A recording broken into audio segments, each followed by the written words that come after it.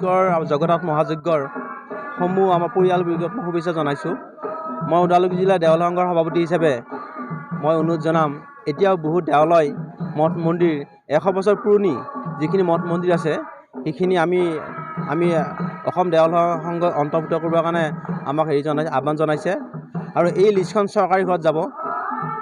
কিন্তু বহুত আপোনাৰ মন্দিৰ ওদালগুৰি জিলাত বহুত সম্বল আছে, বহুত মন্দিৰ আছে, এতিয়াও অহা নাই।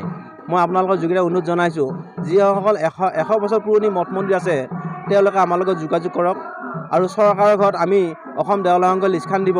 আপোনালোকৰ মন্দিৰৰ নামটো যাতে যায় তাৰ কাৰণে আপোনালোকে সহযোগ কৰক। আপোনালোকৰ কাৰণে এই ভৱিষ্যত যি প্ৰজন্ম ওদালগুৰি জিলাৰ তাৰ কাৰণে সুবিধা হ'ব। জগন্নাথ মহাযজ্ঞ এইটো এওঁলোকৰ বহু বছৰ পুৰণি মন্দিৰ। এই আপোনাৰ এই প্ৰকৃত যজ্ঞৰ যিটো ফল, এইটো মহাফল, যজ্ঞৰ পূজাৰ ফলটো সেইটো ব্যাখ্যা কৰা সম্ভৱ নহয়। তথাপিও এই মহাযজ্ঞৰ ফলৰ পৰা এই ওদালগুৰি জিলাৰ লগতে তৰাবাৰী দাৰুগাঘাটৰ বিভিন্ন অঞ্চলৰ বিভিন্ন ৰাইজৰ এটা উপকৃত হ'ব। যজ্ঞৰ যিটো ধোঁৱা, যজ্ঞৰ যিটো ঘি, তিলৰ যিটো মাহাত্য, এই যিটো শক্তি, এই শক্তিয়ে সকলোকে উপকৃত কৰিব। সকলোকে আহ্বান জনাইছোঁ, আপোনালোকে আহক। আৰু চৈতৰ 19-20 বিশেষকৈ 20 তাৰিখে, এপ্ৰিলৰ 3 তাৰিখ সকলো ৰাইজে আহক আৰু এই যজ্ঞটো কি ধৰণে হয় আপোনালোকে চাই যাওক। আপোনালোকৰ যে সকলোৰে উপকাৰ হওক তাৰ কামনা কৰিছোঁ। বুঢ়াগোহাঁই জগন্নাথ থান ও সুভদ্ৰা মন্দিৰ প্ৰাংগণত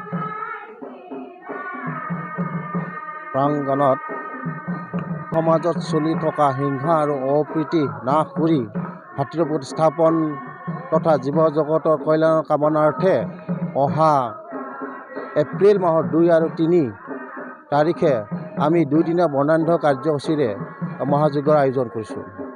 এই অনুষ্ঠানত সকলো ৰাইজৰ সহায় সহযোগিতা তথা উপস্থিতি কামনা কৰিছোঁ। এই ঐতিহাসিক তৰাবাৰী বুঢ়াগোহাঁই জগন্নাথ থানত আৰু সুভদ্ৰা মন্দিৰ আমি প্ৰায় 6খন-7খন গাঁও অন্তৰ্ভুক্ত হৈ আমি পূজা কৰি আহি আছোঁ। যে আমাৰ এই সুভদ্ৰা মন্দিৰ প্ৰাংগণত পূজা অৰ্চনা কৰিলে নিজৰ লগতে ঘৰখনৰ উপায় অমংগল দূৰ হয় বুলি আমাৰ জনবিশ্বাস আছে। হয়, ইয়াতে আমাৰ 2 আৰু 3 তাৰিখে 2 তাৰিখে আমাৰ ৰাতিপুৱা প্ৰভাত বন্দনাৰে আমাৰ মূল কাৰ্যসূচী আৰম্ভ হ'ব। তাৰপিছত আমাৰ 2 তাৰিখৰ সন্ধিয়া সময়ত আমাৰ হৰিনাম প্ৰসংগ হ'ব, লগতে আমাৰ বন্তি প্ৰজ্বলন হ'ব। তাৰপিছত দ্বিতীয় দিনা অৰ্থাৎ আমাৰ বুধবাৰে ৰাতিপুৱা পানী তোলা কাৰ্যসূচীৰে মূল কাৰ্যসূচী আৰম্ভ হ'ব। তাৰপিছত আমাৰ 8 বজাত আমাৰ যজ্ঞ আৰম্ভ হ'ব। যজ্ঞ আৰম্ভ কৰিব আমাৰ মুখ্য পূজাৰী গোপালদেৱ শৰ্মাদেৱে। মুখ্য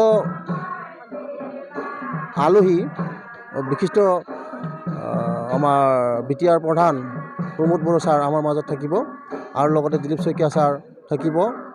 তাৰপিছত আমাৰ বিশিষ্ট আলহী আমাৰ বিশ্বজিৎ দৈমাৰী লোকসভাত তেখেত আমাৰ মাজত থাকিব, বিধানসভাৰ সাংসদ আমাৰ মাজত থাকিব। সহায় সহযোগিতা তথা দলে বলে আহি আমাৰ যজ্ঞ চলাই নিয়াত সহায় কৰে যেন, ইয়াকে আশা ৰাখিছোঁ।